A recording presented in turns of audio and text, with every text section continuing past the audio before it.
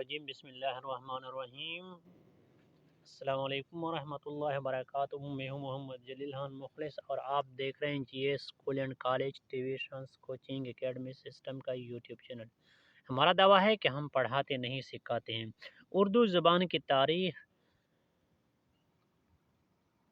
کا ہم نے ایک نیا سلسلہ شروع کیا تھا۔ آج اسی سلسلے کی دوسری ویڈیو کے ساتھ آپ کی خدمت میں حاضر ہو چکا ہوں۔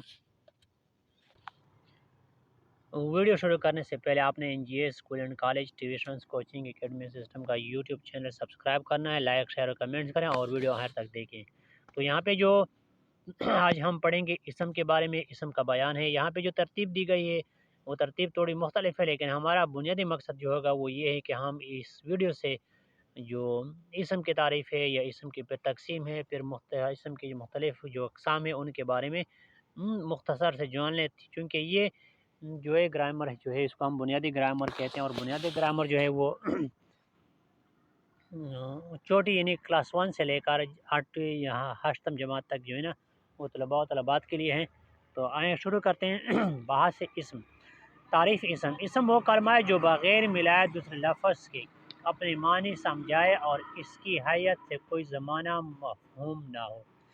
تو جیسے ہم اس سے پہلے پڑھ چکے ہیں کہ اسم کیا ہے۔ اسم وہ کلمہ ہوگا جس میں معنی تو پایا جاتا ہے لیکن زمانہ نہیں پایا جاتا، اس کو ہم اسم کہتے ہیں یا نام کہتے ہیں۔ اسم کے تقسیم یا تقسیم اسم، اسم کے 3 ایک قسمیں ہیں، لیکن یہاں پہ جو قسمیں دی گئی ہیں یہ اس میں بناوٹ کے لحاظ سے اسم کے اقسام ہے۔ بناوٹ کے لحاظ سے اسم کے 3 ایک قسمیں، اس میں جامد ہے، اس میں مصدر ہے اور اس میں مشتق ہے۔ تو یہ بناوٹ کے لحاظ سے اسم کی قسمیں انشاءاللہ جس طرح ہم اس سے پہلے پڑھ چکے ہیں، اس کے بعد بھی اس کی وضاحت کریں گے کہ اسم کی 4 بڑی اقسام ہیں۔ ان میں سے معنی کے لحاظ سے، پھر دوسرے جو ہے نا وہ جنس کے لحاظ سے، پھر تعداد کے لحاظ سے اور پھر بناوٹ کے لحاظ سے انشاءاللہ وقتاً فوقتاً اس کا تفصیل سے ہم ذکر کرتے رہیں گے، مطالعہ کرتے رہیں گے، ذکر کرتے رہیں گے۔ اس لیے کہ اسم 3 حال سے خالی نہیں ہوئے، یا تو اس سے کوئی لفظ بنا ہو، یا خود کسی اور لفظ سے بنا ہو، یا نہ اس سے کوئی لفظ بنا نہ خود کسی اور لفظ سے بنا۔ تو یہاں ایک اہم نکتہ یہ نوٹ کر لیں کہ یہ جہاں پہ لفظ استعمال ہوا اس کو آپ کاٹ دیں، یہاں پہ کلمہ کا استعمال کر لیں جو سب سے زیادہ موضوع ہے، مناسب ہے۔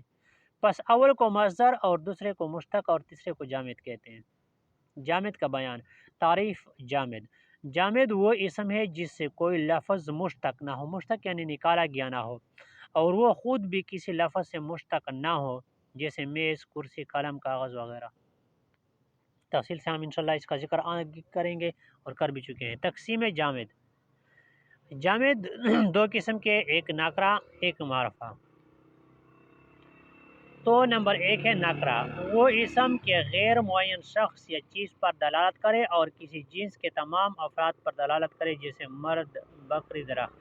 تو یہ اس میں جامد کی تقسیم بیان کی کیا ہے، اس میں جامد کو اس نے کیا کیا ہے، اس میں نکرہ کو اس نے اس میں جامد میں لیا ہے۔ یہ بھی ایک اہم نکتہ ہے، آپ اس کو نوٹ کر لیں کہ جتنے بھی اس میں جو ہے نا اسما ہے، لیکن اس میں جو ہے نا وہ پھر آپ دیکھ سکتے ہیں کہ اس تقسیم جس طرح کی ہے اس میں جامد کی، تو اس میں نکرہ اور اس میں معرفہ دونوں اس کا شمار کیا گیا ہے۔ تو انشاءاللہ آگے اس کا ذکر ہم تفصیل سے کریں گے۔ اس طرح میں بار بار کہہ رہا ہوں، یہاں پہ یہ نہ جگہ ہے، نہ موقع ہے اور نہ وقت ہے۔ تو یہ اسم کی تعریف ہو گئی، پھر اس کی تقسیم ہو گئی، پھر اسم جامد کی تقسیم، تعریف، اس کے بعد اسم جامد کی تقسیم۔ تو فی الحال آج کی ویڈیو میں اتنا ہی، مجھے دیجیے اجازت۔ اپنا بہت سارا خیال رکھیے گا اور مجھے اپنے دعا میں یاد رکھیے گا۔ انشاءاللہ اگلی ویڈیو کے ساتھ بہت جلد آپ کی خدمت میں حاضر ہوں گا، تب تک کے لیے مجھے دیجیے اجازت۔ اللہ حافظ، السلام علیکم ورحمۃ اللہ وبرکاتہ۔